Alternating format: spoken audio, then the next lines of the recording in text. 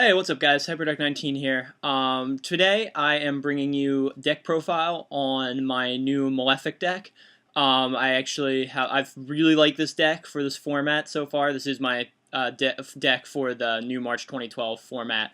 I really like it so far. It's been testing very well. I took it to my locals last night, went 3-1, got 5th place out of like 30 or so people. Basically, the whole idea behind this deck is that if you look at the meta right now, I mean the big three, Windups and Zectors, Dino Rabbit, really, if you look at them and you think about it, they all have really relatively weak. They rely on their effects.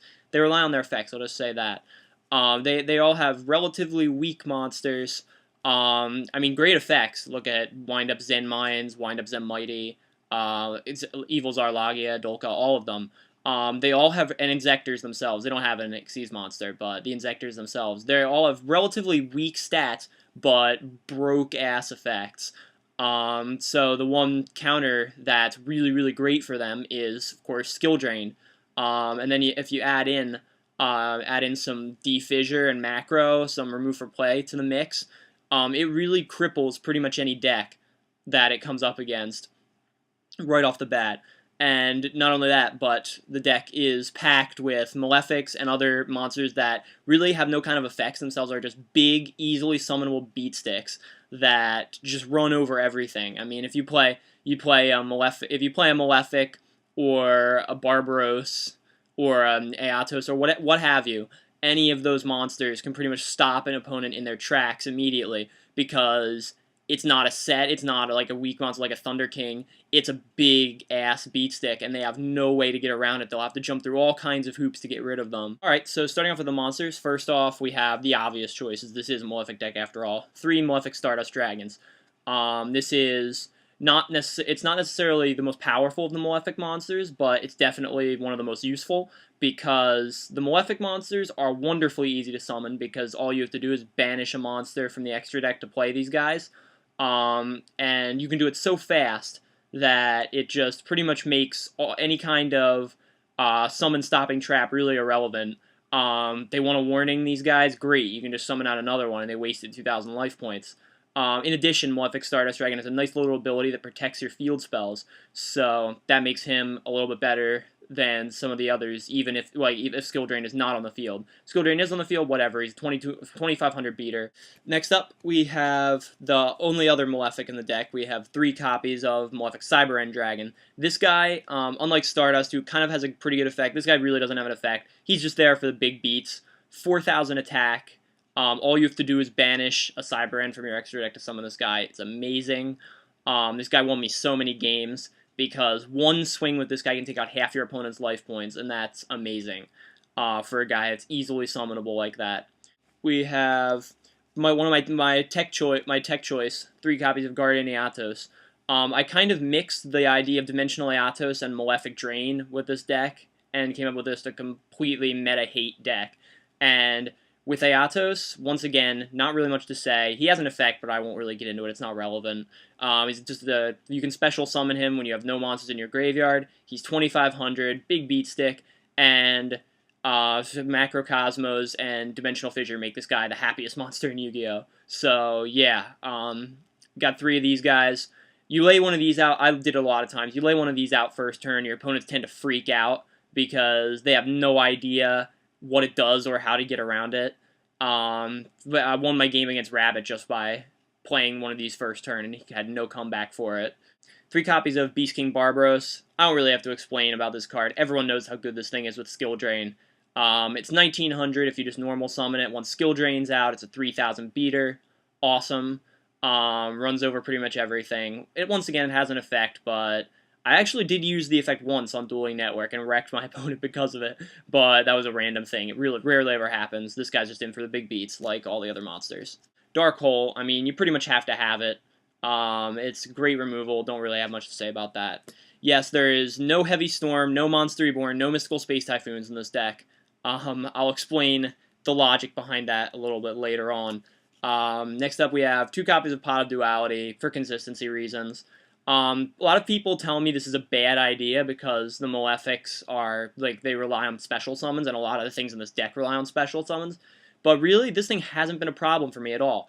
It's really brought a lot of consistency, and I really love it. Only thing is, you do have to be a little bit careful with this when you're playing with Malefics, because if you play this, during your turn before you summon a monster, and then they kill your Malefic somehow, you can't summon another one, so it kind of sucks. Just be careful if you're playing dualities, but I find it helps. We have 3 Terraforming, searches out the field spell, not much to say about that. 3 copies of Malefic World. You rarely ever see this thing hit the field, but I decided to test it out, and I really think it's amazing because a lot of people overlook this card, but its searchability is broken in my opinion, especially because you search these high power monsters that there's really no easy answer to with the current format.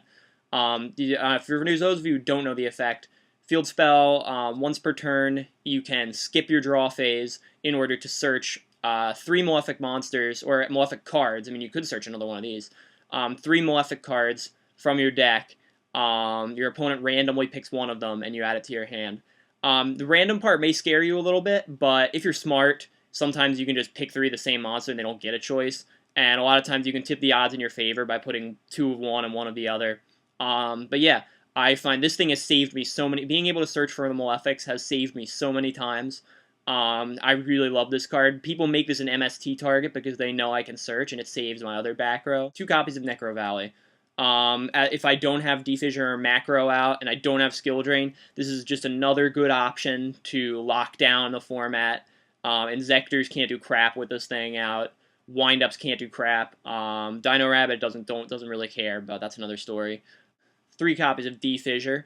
Not much to say about this card. You all know what it does. You all know how great it is against the format, and it's obvious why it's needed in this deck. 1 copy of Soul Release.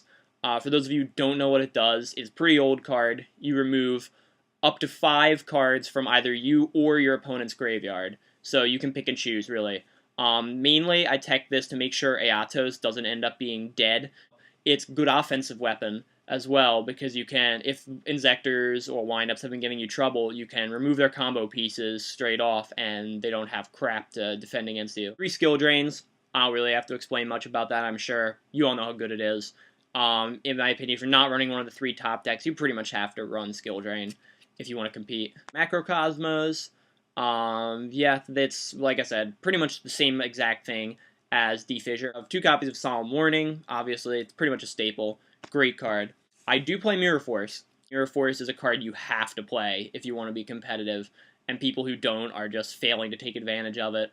I really like this card, as opposed to Torrential. Torrential is only good when your opponent summons. If you draw a Torrential and they already have a big field, I mean, they're not going to summon anything else. They're not dumb, so it's a wasted card. Mirror Force is never dead. Always a good card to have in the back row, just for the security of knowing that it's there. 1 Torrential. Could run 2, but don't. Most of the time, I want to keep the big monsters I have on the field. Solemn Judgment, obviously. Negation for everything. 2 copies of Dark Bribe. Considering running 3, might be a good choice, because I really don't have any kind of spell trap hate other than those. No MSTs, no Heavy Storm, nothing like that. Dark Bribe is my protection against Heavy Storm, my out to things like Fiendish Chain and Mirror Force and Torrential, and Lance, Eradicator Epidemic Virus. Don't have a lot of spell trap removal. Fiendish Chain really hurts, because if they chain a Malefic monster, while I still can attack with other monsters I summon, I can't play any more Malefics, and that really sucks. Getting rid of all the traps or all the spells for the next 3 turns is incredible, depending on what your situation is. The extra deck is pretty self-explanatory. 3 Stardust, 3 Cyber Ends. I mean, not really much thought there. Stay tuned for, in a couple of days, I will be bringing you, as soon as I have all the cards, I'll be bringing you a deck profile on a new Bubbleman Turbo, aka Bubble Blade hero deck. I'm sure you've probably heard about it, but this was just my take on it. So yeah, until next time, peace out YouTube. Thanks for watching, rate, comment, subscribe, and all that good stuff.